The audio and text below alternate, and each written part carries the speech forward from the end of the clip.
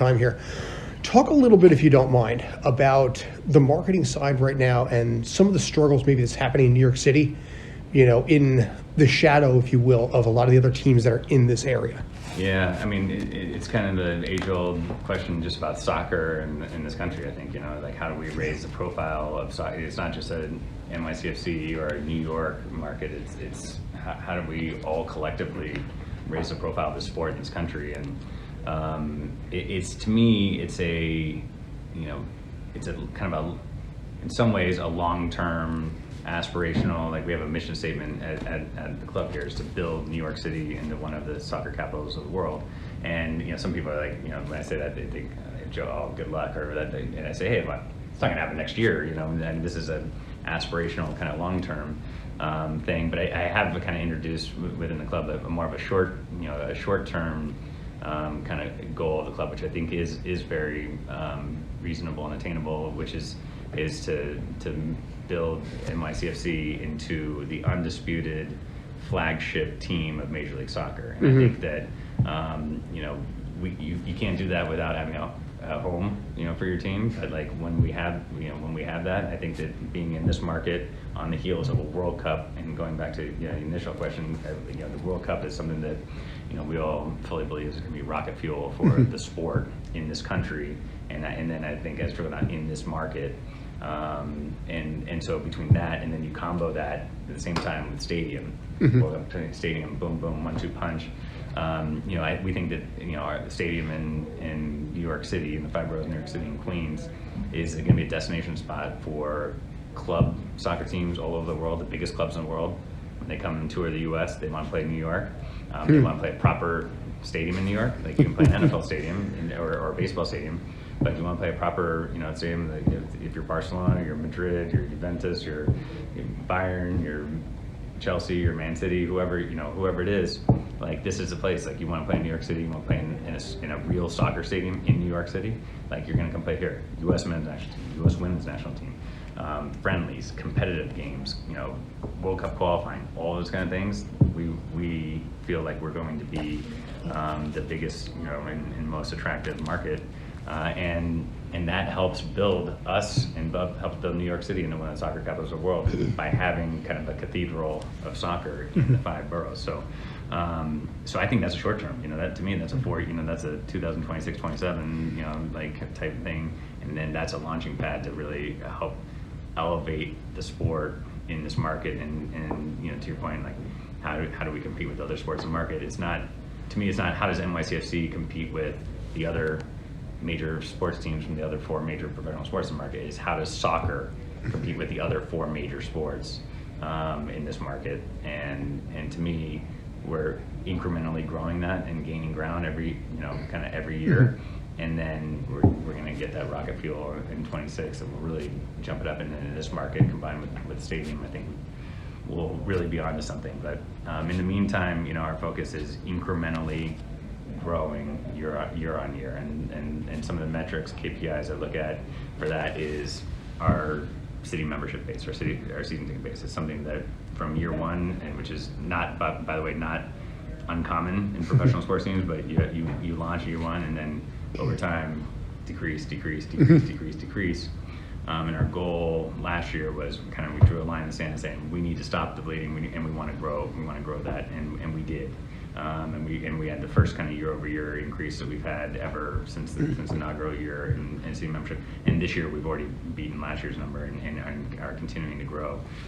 So very proud about that. Partnership, sponsorship, same. When I started here in 2019, I think we had 32 partners. Last year we had 45. This year I think we'll have 50 probably in terms of corporate partners, and then also kind of a comparable revenue growth is alongside the number of partners growth. Our youth programs, and we talk about from a marketing standpoint, really grassroots, like kids and getting kids like locked in on soccer and in our brand. Our camps and clinics business and things like that is something that has grown since 2019. Again, we essentially didn't do any in 2020 for obvious reasons, but from 2019 to 2022 we've grown almost 6x, and we're budgeting, planning for growth again, another like 10% growth in 2023. So kind of those are the KPIs that I look at. You know, they're not in our sport, they're not in our market, in our sport, not a hockey stick yet. I think that the, you know, 26, 27, there's a good chance to be kind of that hockey stick growth.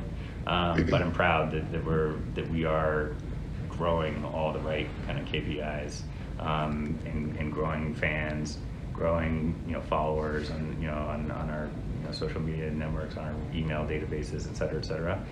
All those things are pointing up, and we got to just keep hacking. It's like hand-to-hand combat. I tell these guys, we got 130 people. We got a group back here. You know, we got, you know, 80 people on your day, and, you know, we got a group in the back. You know, our ticketing team, they're making calls all day, every day, and talking to fans, talking to new fans, talking to people who come to one game and about their experiences, trying to, you know, talk to them about coming out the opening day, coming out buying city memberships. It's a hand to hand every single, you know, every day. But I love that, you know, I love that because it's like you're spreading the gospel, and it's working, and it's going to continue to work. I just want to follow up on that with as far as like growing the game and growing everything. One of the things we've lost a lot this year is we've lost a lot of players. We this have. year. Yeah. And Can't so dispute that. exactly. So do you feel that the stadium has anything to do with that? Has there been any focus on, like, so much focus on the stadium that we've not been able to replace those players at the rate that you want to replace them at? Or No, absolutely not. is Yeah. the new stadium a selling point for players coming in? Yeah, I think if anything, it's almost the opposite. So like I think that we, you know, as I mentioned before, like our metrics are up. We're getting more fans, we're getting more sponsors, we're driving more revenue, and essentially what, you know, our role in looking at the team is, we know that, you know, we knew that we're kind of building to almost a natural, you know, you obviously hope that it's not going to be to the extent that it was, but you almost kind of get to a point where you're a victim of your own success. Like, you know, when we have, you know, you have successful teams, we're in a salary cap league, and it's a very, you know, it's a very hard cap league. The cap hasn't grown very much in the last couple of years due to CBA and COVID and kind of keeping things flat and like small increases. So, you know, we have players that have contractual increases in their contracts, and then usually when you're really good and winning an MLS Cup and getting a conference final and getting the, you know, Champions League semifinal and winning Campeones Cup, and to be able to have that kind of success, it usually means that you've got good players, you know. And when you have really good players who have a lot of success, like, you know, they typically want either a lot more money to keep doing things, or they want to find a new challenge and a new project. And so, and every kind of situation is a little bit different, but unfortunately, can't really accommodate all those things and keep everyone together indefinitely. And it's kind of just part of the system we're in. Obviously, you don't want to lose 10 or 12 guys, you know, in one off season. But it's, you know, it gives us a new opportunity. We've had get a new core of guys and help and grow kind of a new cycle. And the guys that we have, we love. Like we feel like we have great players on the team now, on the squad, and we're gonna continue to add to that in the coming days, weeks, and months. Days, Weeks, and months. And so yeah, you know, I think, you know, generally, I don't want to say it's a strategy per se, but I would say one thing that's really been impressive to me about our team that we've had here, about our sporting director Dave Lee, and our coaching staff, and been super excited to have Nick here for a whole off season, preseason, be able to see what he can do. But like the kind of patience and discipline, I think, has been like a key for NYCFC to be able to find the right kind of players, or the right that kind of fit our system, fit our culture, you know, that are good in the locker room, that are good, you know, that are good in the community, that are like the right type of people, and the right type of players for us. Over, you know, and not saying like we just have to fill out a team by January 10th.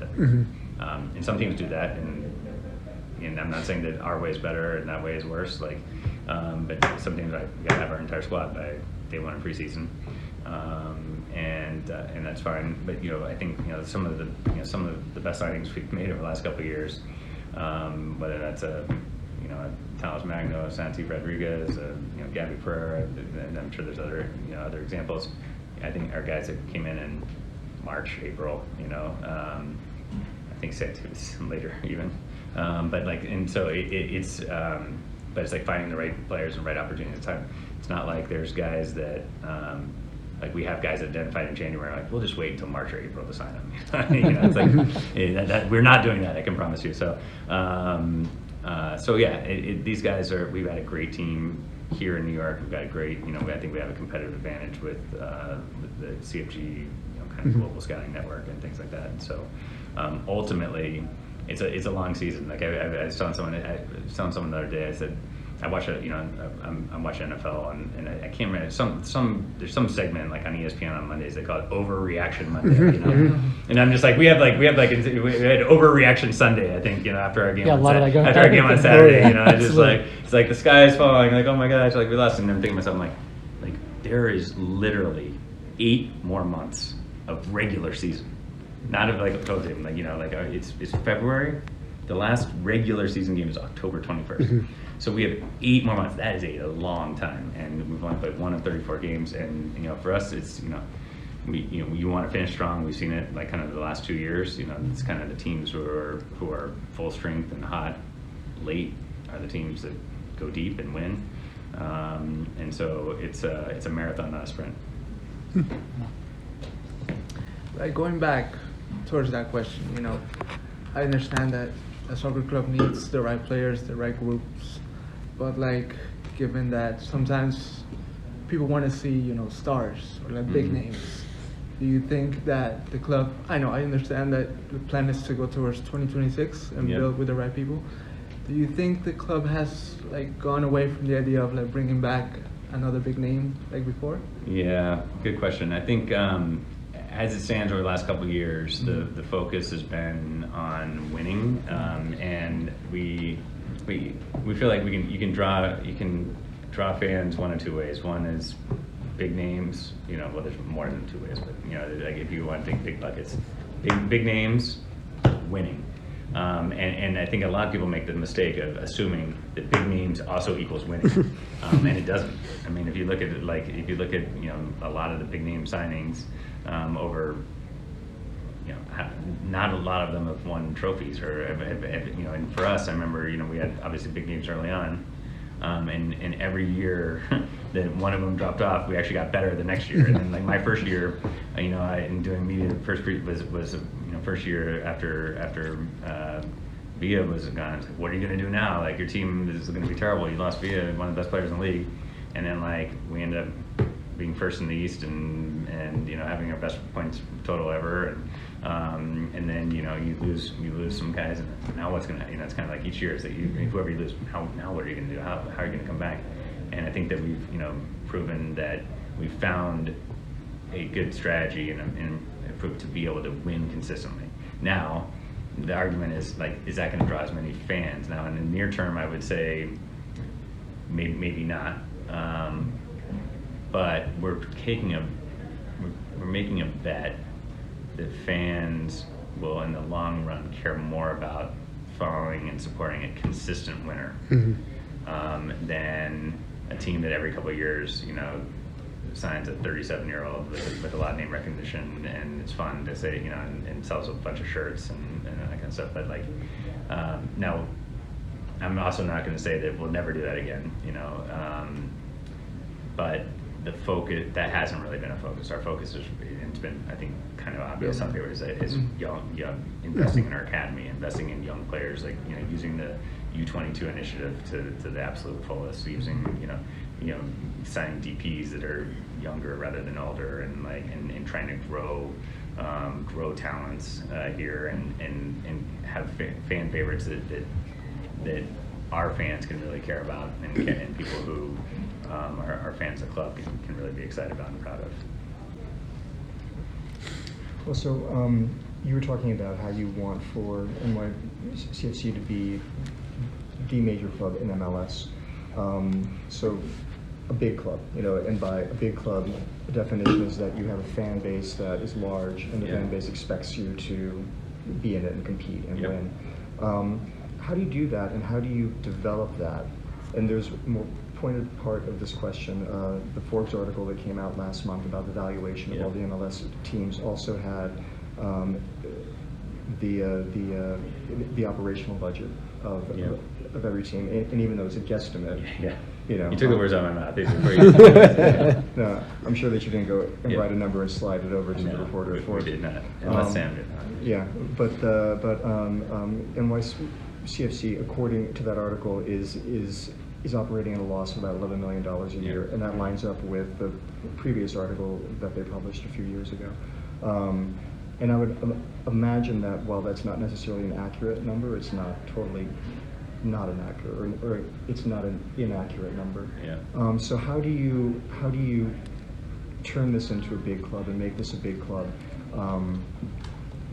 Keeping in mind that if you do have a stadium, then I'm sure that one of the biggest expenses that you have, which would be paying rent and also probably sharing the revenue off of food and beverage, Yeah. you know, you'll be able to go and keep that. Yeah, so- Yeah, no, I mean, the economics of the economics for us in our stadium, like our business plan and the economics versus where we are now is night and day. I mean, it's not even remotely close. Like owning your own and running your own facility versus being a tenant.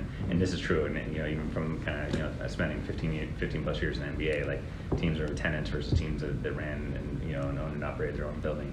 Night and day difference in terms of, like, you know, the control, the revenues, the ability to sell sponsorship, the ability to sell, you know, from a food and beverage standpoint. You know, there's the list goes on and on. From mostly revenue, you know, and now expense wise, you know, we'll pay a rent. We'll be paying a rent to the city, but you know, instead of to, you know, the Yankees or the Mets, but then we take on a lot more operational. You know, like our rent in Citi Field and Yankee Stadium covers the vast majority of, not all, but the vast majority of kind of the operational components of putting on the event.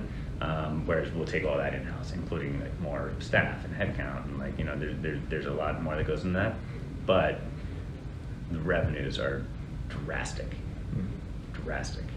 And so, you know, so that's one piece about it in terms of, like, how do you make the club big, is having a home, and you get one chance to launch a club. You get usually only maybe one or two chances over a long period of time, usually one, to launch a building, you know, and it's like a chance for like a full, almost like a rebrand, a relaunch of the entire franchise of like who we are and what we're about. There's things that we'll be able to do there that we can't do now, like things like fan rituals and you know, pre-game things that where, you know, like, you know, the teams have the luxury of doing cool things like that we can't do, aren't allowed to do, don't have the space to do, don't have, you know, set up, and so there's like the fan experience is going to be so much better. The whole, everything about it is different. It makes the club, I think, gives you the opportunity to really build the club. Again, it's almost like a complete, like, kind of relaunch of the franchise at that point. So it's super exciting, a lot of work, but really, really exciting.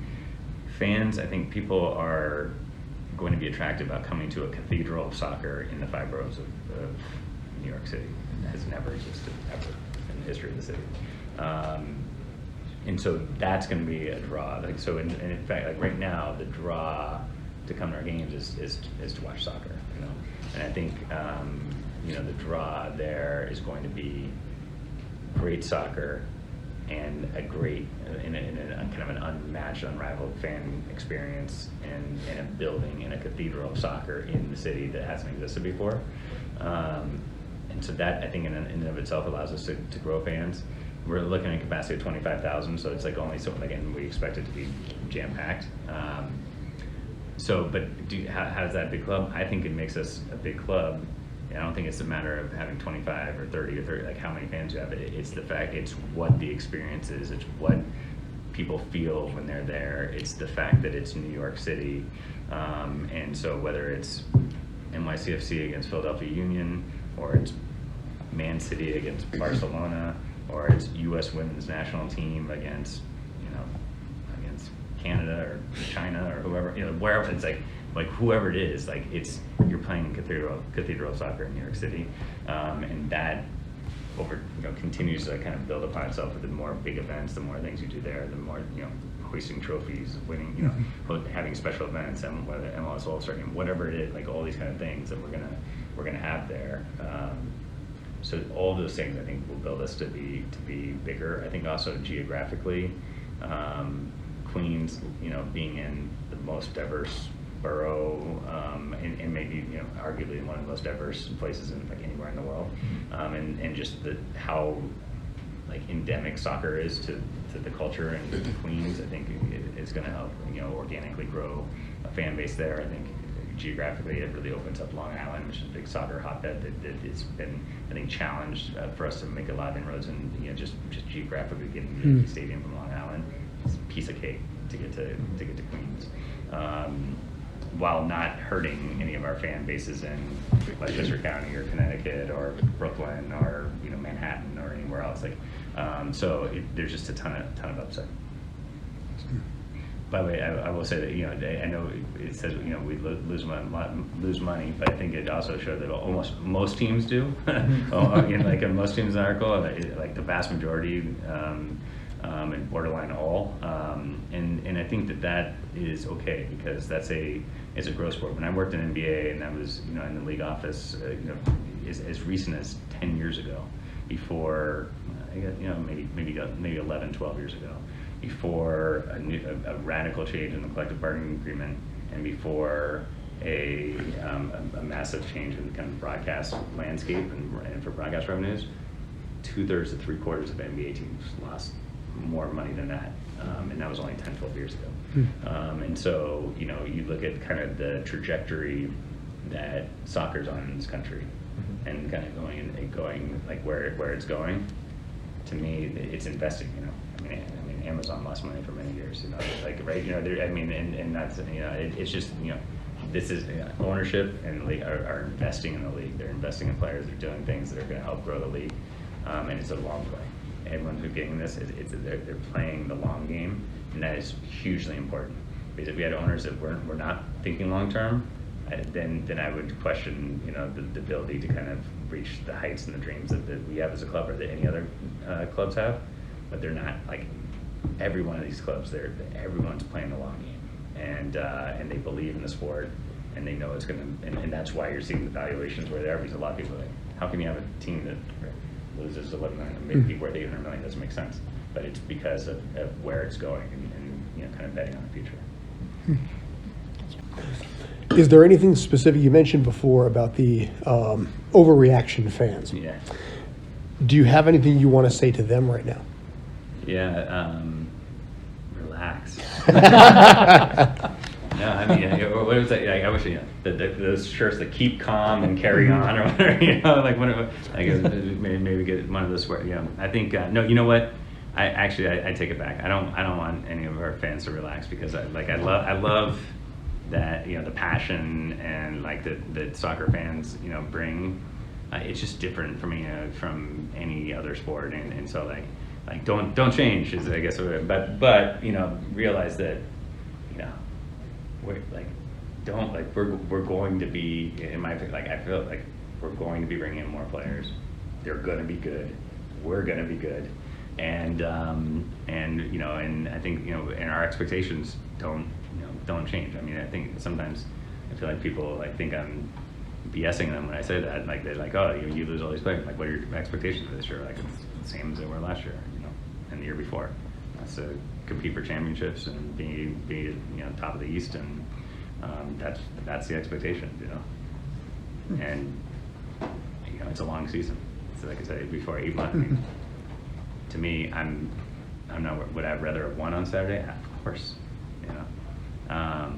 But you know, it's a long year, and we fully believe we're gonna be good. I think you guys are gonna be excited when we start bringing some of these players in. One thing I had a question about, what's changed this year is there's a big Apple TV, league-wide change. You've gone from the S Network to Apple TV. How much control do you guys have over the content that you create? Is it better? Is it worse getting messages, getting content out to fans that way? Yeah. So, couple things on that. So one is, I mean, Apple deal is Apple partnership is, I think, I'm super bullish on and very, very excited about, and I think, even though I was in the stadium and not watching our game on broadcast, like on Saturday, like I watched some of the other games, you know, kind of after our game, just to curious to see the broadcast quality. I watched a replay of our game just again to see the broadcast quality, and I was very impressed. Like, I mean, especially for a week one, like I was expecting, more kind of growing pains and things like that. And like, I mean, it lives up to Apple kind of standards. I mean, it's slick, like, I mean, just crisp, great broadcast quality. And so, really excited about that. In terms of content, I think it's kind of been widely reported that there was some minimum requirements of teams from a content creation standpoint, which maybe annoyed or frustrated some teams. But I think on the flip side, to me, it was more of like a kick in the pants to be like, guys, sports teams now are they're media companies, they're content companies.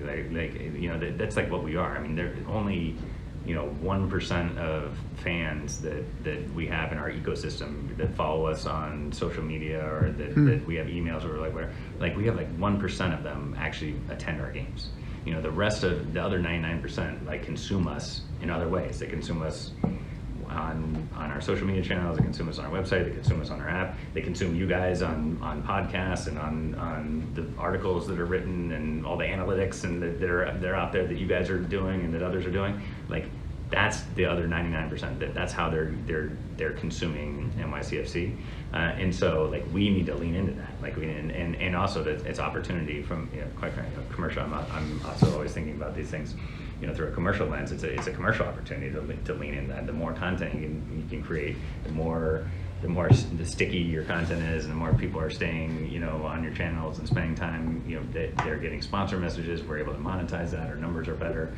Like it all kind of just works symbiotically. So it's, to me, at the beginning, and again, some of it also was like we had quite frankly, some late notice in terms of like hey, oh, by the way, 6 weeks from now, like, you need to have all this stuff, and we're like, oh crap. But we hired, we're in the process. I said we're hiring 4 incremental heads for content creation, and really, and to me, that's just gonna mean it's gonna be more content creation for our academy, more for NYCFC2, more for our first team, and ultimately, I think that it's going to be great for fans, and if it's great for fans, then at some point you're able to monetize that as well. So, great. The last time we talked was in November of 2021. It was a memorable interview because you said at the time that you felt optimistic about our chances in the playoffs, and that went well. And you also said that you hope to share some good news about the stadium soon, that you were working on some things. Yeah. So, in that tradition, I got within a year, I guess, of the second one, right? Yeah. I made it so that, isn't it the statute of limitations? No, you were working on things. Yeah. So in that spirit, what kind of statement could you make? What kind of mysterious, vague, oracular? Oh boy, good question. I guess I would say that building the stadium is obviously priority number 1, 2, 3, 4.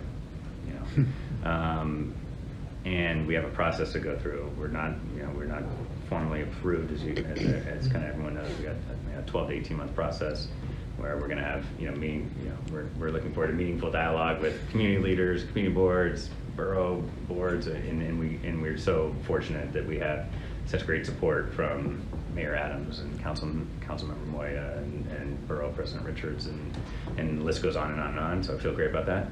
But I guess to your question is, I would say we're not done building. That's not the only building we want to do or the only growing we want to do as a club. I think that we talk about we haven't had it as home for our first team, but we have a second team that started play last year in MLS Next Pro, and we feel like we have a temporary home at St. John's. We have great partners at St. John's. We love the relationship we have there because it's also the current home of our academy, but it's not the long-term plan for MLS Next Pro. It's not the long-term plan for our academy. Like we need, we endeavor to have a campus, where you can have a first team and a second team and academy all under the same roof.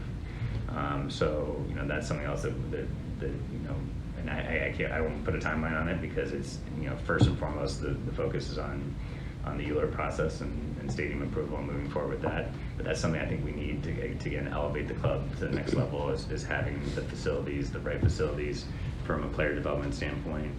We have a great facility in Orangeburg now, and for our City Football Academy that was built in 2018, but it was built for one team. There's one locker room, there's 1.5 pitches, there's one, like everything there's one of, it's built for one team. And, we really need a space that can be built for first team and second team and all of our academy teams together. And and then also the other thing is women's football, and I think we're bullish on women's football. We've been bullish on women's football. We have one of the best women's football teams in the world, and from a City Football Group standpoint, with Manchester City Women. City Football Group also, our team in Girona has a women's team, our Melbourne has a women's team, Montevideo has a women's team. I'm probably missing some others, but it's something that's kind of like core to who we are as a company. That's something that we plan to have. For me. So we need a facility. We need to figure out what the long-term plan is for where NYCFC 2 plays. To me, we want them. I would want them to be a commercially viable, standalone, marketable entity with a name that's not NYCFC 2. That is its own kind of brand. That can be a standalone commercial viable, which means playing somewhere in a facility that is kind of fit for purpose for that, that's appropriate for that level of play. 2,500 to 7,000, depending on the kind of market, somewhere nearby, but but probably not in Queens when we have our first game in Queens. And then women's, but for women's, I think there's demand I think the women's team could play in our big stadium, could play with the men's stadium. But to be able to do that, you have to do it right and launch a team right. Like you have to give yourself the proper runway to sell and monetize, and which would mean, from my standpoint, that there's a level of urgency of trying to figure that out. So there's a lot of stuff going on. Like we gotta build it. We gotta figure out the stadium for the first team. We gotta figure out a stadium for the second team. We gotta figure out a training facility for everybody in a permanent kind of home for our academy. We gotta figure out women's football. So everyone kind of thinks there's one thing that the eye is on the prize in the stadium, which it is, but there's a lot more to come to kind of ultimately reach and kind of fulfill. I think the promise of New York City Football Club and what will be 5 years, 8 years, 10 years from now. Good answer. Okay, guys. Yeah, Thanks so much, you guys. Thank you, sir. Thanks so much. Appreciate it. Thanks a lot. Yeah. Awesome. Thanks.